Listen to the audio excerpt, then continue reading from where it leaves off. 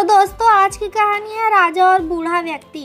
ठंड का मौसम था, शीतल जल पूरे राज्य में बह रही थी। कड़के की ठंडी में उस दिन राजा हमेशा की तरह अपनी प्रजा का हाल जानने भ्रमण पर निकला था।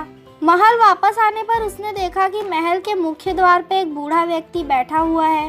पतली धोती और कुर्ता पहने वह बूढ़ा व्यक्ति ठंड में कांप रहा था। कड़ाके की ठंड में उस बूढ़े व्यक्ति को बिना गर्म कपड़े के देख राजा चकित रह गया। उसके पास जाकर राजा ने पूछा, क्या तुम्हें ठंड नहीं लग रही? लग रही है, पर क्या करूं, मेरे पास गर्म कपड़े ही नहीं है। इतने वर्षों से कड़कड़ाती ठंडी में यूं ही बिना गर्म कपड़ों के गुजारा कर रहा हूं। भगवान मुझे इतनी शक्ति देते हैं कि मैं ऐसी ठंडी सह सकूं और इसमें जी सकूं। बूढ़े व्यक्ति ने उत्तर दिया।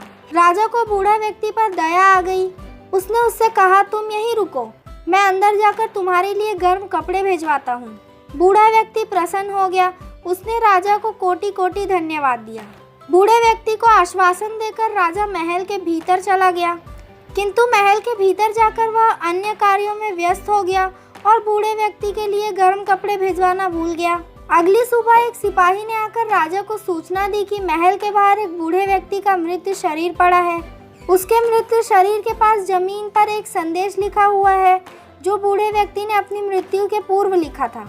उस संदेश में लिखा था, इतने वर्षों से मैं पतली धोती कुर्ता पहने ही कड़ाके की ठंडी सहते हुए जी रहा था, किंतु कल रात गर्म वस्त्र देने के तुम्हारे वचन ने मेरी जान ले ली। इसलिए कहते हैं ना, दूसरों से की गई अपेक्षाएं अक्सर हमें उन पर निर्भर बना देती है, जो कहीं न कहीं हमारी दुर्बलता का कारण बनती है। इसलिए अपनी अपेक्षाओं के लिए दूसरों पर निर्भर रहने के स्थान पर स्वयं को सबल बनाने का प्रयास करना चाहिए। अब राजा को समझ में आ गया था। उस दिन राजा बहुत रोया और पछताया था। अगले ही दिन उसने अपनी गलती सुधारने के लिए पूरे राज्य में गर्म कपड़े और कंबल बंटवाए।